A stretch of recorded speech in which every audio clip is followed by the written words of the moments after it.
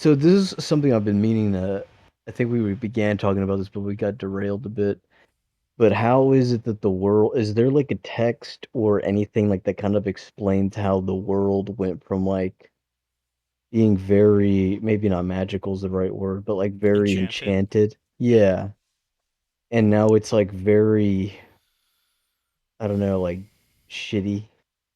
Like it's very I don't want to say secular. It's very like there's no one, walking on water. There's no one doing any crazy shit. There's no one like the paintings aren't squirting coming alive and squirting milk to heal your blindness anymore. You know what I'm saying? Like what happened? Did So, humanity sort of like become detached? so this is a Catholic philosopher. His name is Charles Taylor. He tries to address that question that you're having. How did we move into a secular situation? Yeah, I don't know if secular is like the right word, but you know what I'm saying? It's like as though we've become detached, like humanity has become detached from like the spiritual manifestation or something. That's what the whole Enlightenment period was. When you had this revolution in the sciences, with the scientific method, that's what Adam Weishaupt was. You know, the guy who created the Illuminati, Mm, David Hume. They're publicly known to be part of quote unquote revitalization. They were part of secret societies. They took old secret societies from the past, and we don't know if like they joined it and they never left, like these mystery schools or whatever.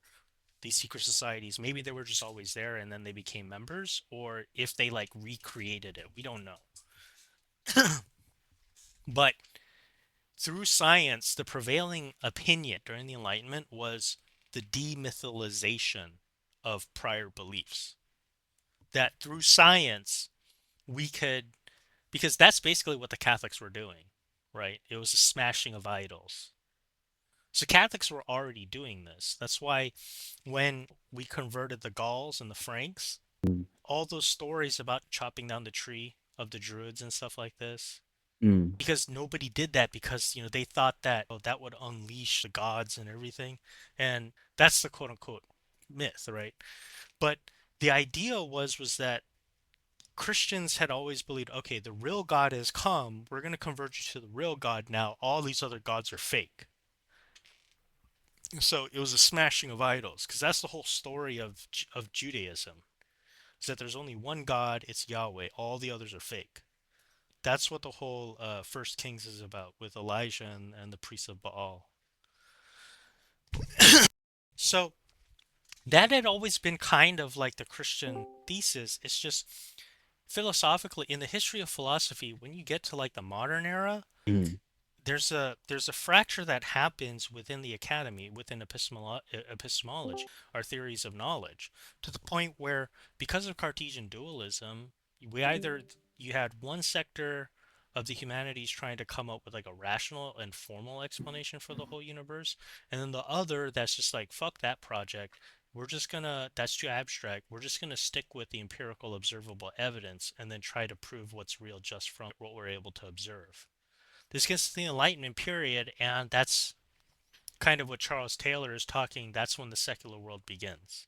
What's happening in here is later philosophers are going to criticize the Enlightenment period in a philosophical context and saying that this kind of subject object dualism led to a fracture even in the sciences by the time you get to the 1900s.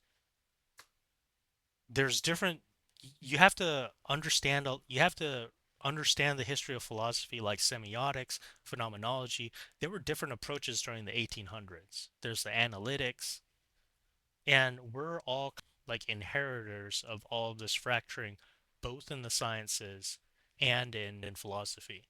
So like in the mid 1800s or so, the sciences themselves became very, very esoteric, like their language, because they were creating new terms, and the methodology that they're using is called a taxonomy.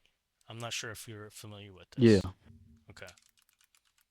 So, uh, it's just a form of classification. You get what I mean? Yeah. So, Biology starts, you know how like when we read like biology textbooks and they have all these like Latin names for everything? Yeah.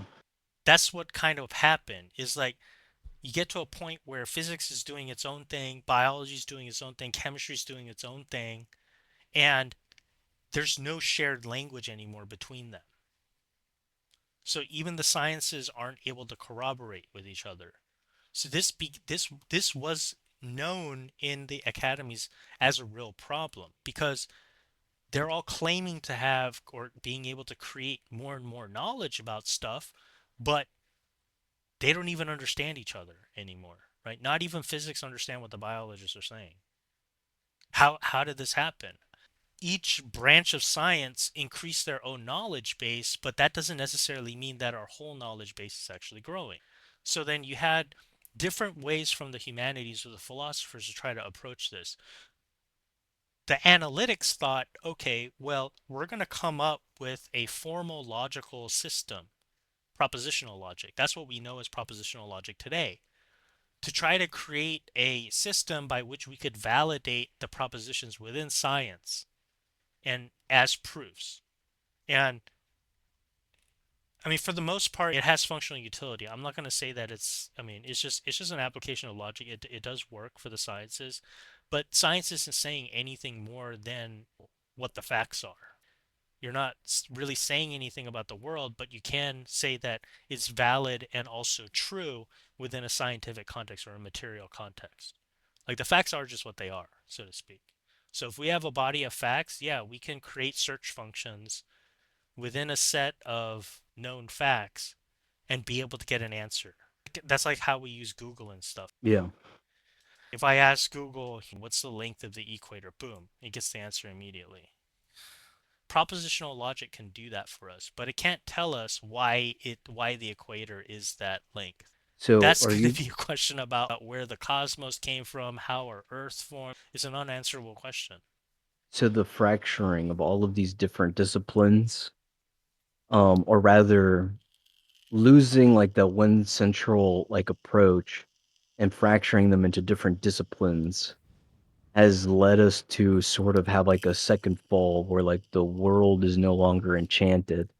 However, if the disciplines of all of these different fields of study were to become unified again, do you hypothesize that the enchantedness would return and we would start having like miracles like left and right? No, I get kind of what you're saying, right? Like miracles of like the spiritual kind still actually do happen. That's the thing. That's why, like, Okay. like I tried to show you, like, the Eucharistic miracles and bleeding statues and bleeding hosts and Eucharist and that kind of stuff. That still freaking Yeah. happens. People are claiming that Pope John Paul II has miracles that happen. That when he got shot by the Muslim guy in St. Peter's Square, it hit his medallion. He was like, he had a coin on him right over his heart, and the bullet hit the coin. And Did you- he yeah. attributed that to, like, it's a miracle. I don't know. There's like a lot of crazy stuff that happens even today. Like like people raise lions. They create a bond and they have them in like a preservation or like wildlife preserve, and they visit him and they still recognize him as, and it's not killing the guy, but it's only that guy for obvious reasons. So like I don't know. In an Because enchanted way, yeah. I mean, maybe you would think that that's even more crazy, but I don't know. I think the line between the natural and supernatural in reality really isn't that big of a line to begin mm, with. But as far as like, do we need to go back to like Enchanted World? I don't think that's the point that Charles Taylor is making. It's that it's a developmental stage within human consciousness. In the Enchanted World, the yeah. life expectancy was like literally like 35. Most people didn't live like beyond their 40s. That was just reality at the time. There was like malnutrition, anything could happen. Education wasn't as prevalent. People didn't look at the world scientifically. Think about when you were in middle school. That's how the adults were. That the majority of the adults were. They were still middle schoolers, the majority of people. Yeah. Sure, you had scholars and you had more intelligent people, but not even those people were looking at things from a scientific point of view. What demarcates him for Charles Taylor into a secular worldview is the sciences, basically. the demytholization, I'm actually for that. I'm not a secularist, but like, I'm Imagine being a for the Catholic. disenchantment, right? So he refers to it as the disenchantment of reason. Okay. That's kind of the stage that we're in right now. Reason, we take it for granted. If you're not well studied or scholared, we just don't take you seriously anymore. In some respect, I kind of like that mark in that line because, to a certain regard, why should rational people be lowered to the irrational people? You get what I Yeah, mean? I think there's also like a Like, positive pressure where like if you're like a bit retarded, right? And you get like you're getting stomped and you're not being taken serious because you know you don't know what you're talking about. It might light that fire under your ass to kind of like do your own diligence to start reading yeah. some like material and getting fucking well read on topics and shit, right? The reality is that if we didn't have a focus on rationality, then we just have a bunch of fucking high schoolers. We'd have more high schoolers running around nowadays. Like, Yeah. I have a generalized skepticism towards hyperspecialization, and I just thought, is that same skepticism the same that I have for Gnosticism? The idea that there's hidden knowledge that's not plain. And especially when you get into Christianity, if there's hidden knowledge about Christianity, as far as my understanding, Christianity, a 6-year-old child and a 60-year-old man can have the same relationship with Christ. So the 6-year-old hasn't learned how to read Thomas Aquinas yet. What's the hidden knowledge? I don't know. I'm just I don't I think have it's been hidden listening to knowledge. you. I think it's like more but has to do with wisdom. Let me briefly. I'll tell you my username on another platform is 12th century illiterate blacksmith. Doesn't know how to read or write. Blacksmiths, they're not they're not dumb. They just haven't been to school. Yeah. Um So what is a 12th century illiterate blacksmith that basically would have the same IQ as I do, except he can't read a word? How does yes. he perceive the world? So if you And is read he somehow deficient? Is his relationship with Christ deficient because of his illiteracy no, and his that's not age? yeah, that's not what follows. So like in Aristotle, he talks about different types of knowledge. There's Mhm. practical knowledge, metaphysical knowledge, there's rational types of knowledge, categorical or conceptual knowledge, there's artistic knowledge. So What about even in the time propositional? of Aristotle, like he made those distinctions because for him, knowledge is gained through practice, through engaging the world, Mhm. right? That the forms aren't in someone's head, they're not floating in the sky somewhere in the sky daddy world. They're the forms themselves, the object that is knowable is out in the real world and you have to engage with it. So he says that like an artist is going to approach the apple differently from the way that the farmer is, and that's differently in the way of like the guy who studies physics, and it's going to be different from the way the doctor does. They're going to have Mhm. different types of knowledge from just the apple. Obviously the farmer is going to learn how to actually grow more apples, right? That's a different type of knowledge than drawing the apple, which is also different from trying to do what Isaac Newton did and trying to test gravity and the physics of the apple, right? How it relates to other physical objects within the space. I guess That's maybe I also going to be a different misunderstood. question from why does the apple exist or exist in the first place? So that kind of a question is going to be a metaphysical question, and that's kind of like where spiritual knowledge would be able to be in. So I you're right. Like a child could engage in that type of a question about existence because it's already innate to all human beings to have that rational faculty.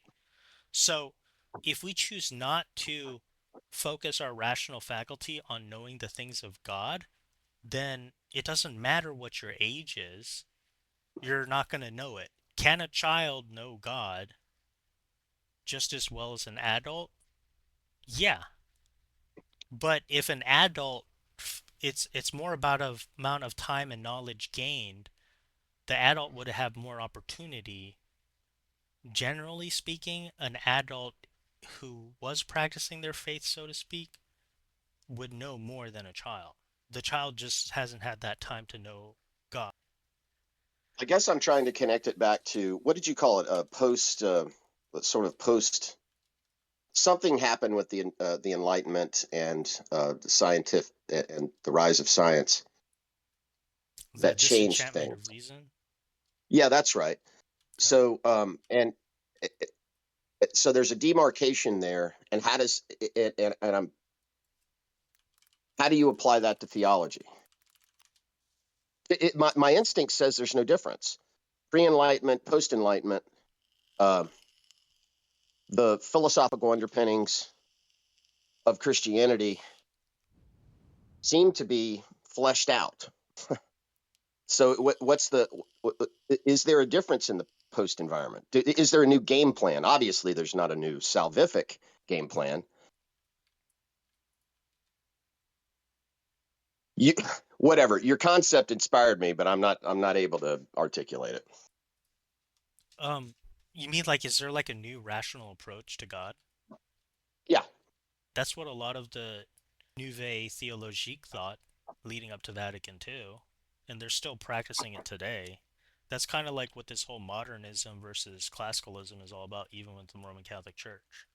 Thomists are what they are. They believe that they have a system of categorization that yeah. is pretty coherent and consistent in delivering deductive demonstrations for what we can know about God based on the divine revelation that's given. And it's been pretty consistent and pretty true.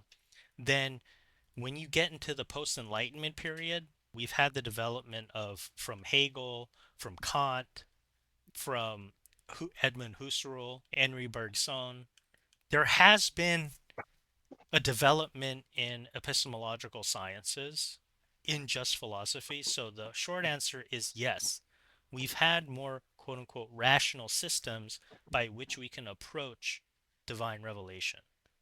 Van Til also has his, the Protestants also have their kind of person. Karl Barth is another one of them that tried to take on this challenge. As you know, those are the precepts, right?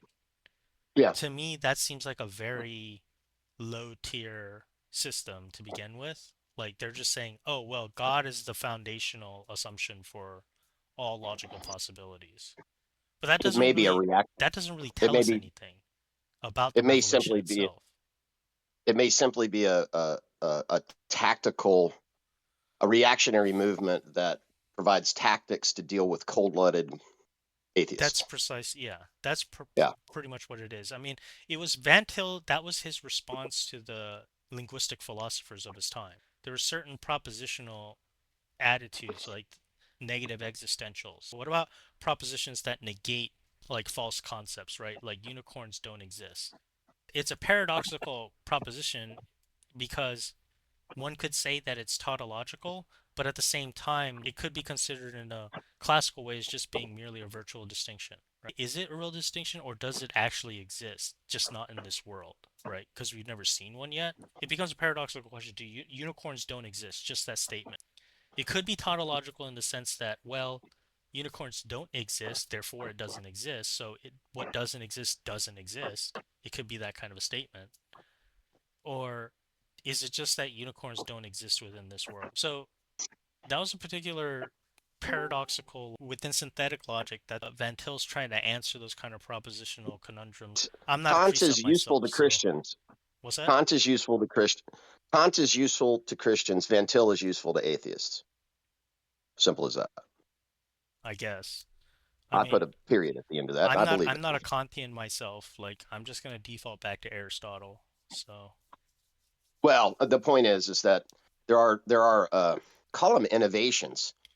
The innovations become like how did Aquinas get in trouble? So you're saying that Aquinas is part of that Enlightenment pack, no, he's but pre-enlightenment. but, but I thought Aquinas just brought Aristotle back into the group where everybody else were Platonists or whatever. Or neat, I don't know what's the difference in play. I'm above my pay grade here, quite a bit. So the way that it worked in like the Western tradition, a lot of the writings from the pre-Greco-Roman era kind of got lost. You know, the Library of Alexandria got burnt at some point. We're not for sure how many of the church fathers actually had access to Aristotle. They were working mostly from Plato. A lot of the early church fathers who converted to Christianity were Platonists themselves. Neoplatonism doesn't happen until like the 300s with Plotinus. Plotinus didn't convert to Christianity himself, but there were Neoplatonic church fathers that came after him, such as the Cappadocian fathers, Gregory of Nyssa and Nazianzus, and also Saint John of Damascene. Aristotle doesn't show up at the beginning of the Middle Ages. So Peter Lombard, I believe, is like the first, he's the first one to give kind of like a treatment, reapplication of church dogma or doctrine through Aristotelian. And Yeah, then I haven't read any of his stuff. Peter Lombard began or started the scholastic tradition of the question and answer format. That's where St. Thomas got most of his questions from, and then he revised it and he gave his version of it, and that's what we know as the Summa Theologica today. Okay. That's really what the medieval period, intellectually speaking, resurgence of Aristotle's thought. These are all still pretty pre-Enlightenment. Then development of like the nominalists with William of Ockham, and then you have Descartes later in the 1500s. Yeah. You So know I what? mean, You know what timeline I'm trying to build out is why the hell are we here? What went wrong, and when did it happen? And then those. That's an important question. But the other is this idea that I have. There's nothing new under the sun. The Library of Alexandria burned, and nothing was lost because everything's already available. I, I'm getting way above the trees. I'm flying 30,000 feet in the air here. Um, there may be something new to me, and I've displayed ignorance in this conversation. Of course, there's a Just whole your lot new. bones. But can I have faith that there's no person with will we philosophically and scientifically innovate our way out of faith in Christ, or is that just a simple exercise of worshiping an idol, which has already been I described? think it's a simple form of worshiping an idol. Yeah. Are you familiar with Gödel's incompleteness theorem? No. Okay. So, when it comes to synthetic logic, there are certain type of statements that it can't address. They're going to be universal statements. Universal claims can't be addressed by synthetic logic. These are kind of claims that are like all statements, some statements, none statements. What if you were to add like a new dimension? That's what they're trying to do right now. Do you think that is like heretical? I don't think it's heretical. I think it's a form of question begging. Like a cope? Yeah, it's a cope. Like think about string theory. Like when they first started out, like they were working with like four dimensions. And then very quickly, in order to make it work, So, they worked their way up to like where there's like 12 or 14 dimensions. yeah, I mean, they tried to work with a model where time became a fourth dimension. So you have space, matter, time, and energy. Energy and time, they're just properties within the continuum between those four. Space is kind of like where matter exists. Energy and time, energy is just a measurement of work. Time is just the relative perception between two or more bodies within space. When they start talking about dimensions and they start going, oh, there's like a 9 dimensions total and all this stuff, it means that in space it's three-dimensional. If you wanna try to calculate formulaically, propositionally, the relationship between not just one body but two bodies, now it becomes a six-dimensional equation. If you add a third body, it becomes a nine-dimensional equation. Does this make sense, Grudgin? So when they're talking about dimensions, they're not talking about like warping into a different dimension or something. That's not what they're talking about. They're talking about adding dimensions of from other bodies in multiples of three to a pre-existing formula. So it's like a cope solution Yeah, to make the math work there you go. or to get the end result they want. Well, it's a form of, you could say if they're trying to, the whole trying to explain, so in propositional logic, they're post-complete systems of verifying truth. Now, for many secular scientists, they're just going to think, well, if they don't believe that they could validate any hypothesis, then that's going to be self-defeating and might as well not do science. So since that they don't consider that way of looking at it as science, they're just going to choose to try to come up with a formal validification for their own premise. I'm okay with that, but as long as they're not going to LARP around as if science can, explain away quote unquote God, I'm okay with that. Like, I'm a scientific realist. I'm not going to call myself a scientist because I'm not doing the discipline, right? So I expect that someone like a cosmologist or like a scientist not to LARP around as if they can answer the question about God. Yeah.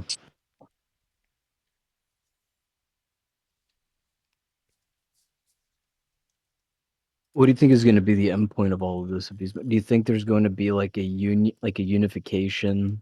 Nope. Um, okay. That's what they want to Unification do. on That's what what? the scientists think they can do. They want to try to come up with some grand unified theory. That's what they thought they were doing with string theory. And if you watch, there's an interview that Kurt Jamungal does with Leonard Susskind, and you should listen to him because even a lay person can kind of follow along. You don't need to know the. So Leonard Susskind is the quote unquote father of string theory, okay? Yeah. And he tells you exactly what his thoughts are on string theory. It works when you can control one of the variables, and that's at the boundary of space, where we could assume where space hasn't happened yet, we could just say that the boundary does exist and give it a zero value. And that's what he refers to as anti-de Sitter space. Then our models are able to, according to them, reliably predict the outcome at the level of quanta, where they're going to be. Only if we can account for where the edge of space is. So they're trying to, I don't know the math. I shouldn't say anything anymore. But No, it's going to dude. be No, a I think zero yeah. value, right? That's going to stand as a limit. But here's the reality, quote unquote, we live and the rest of the physical knowable universe exists in de Sitter space, where there isn't a boundary and space is infinite. You see the paradox here now? Yeah.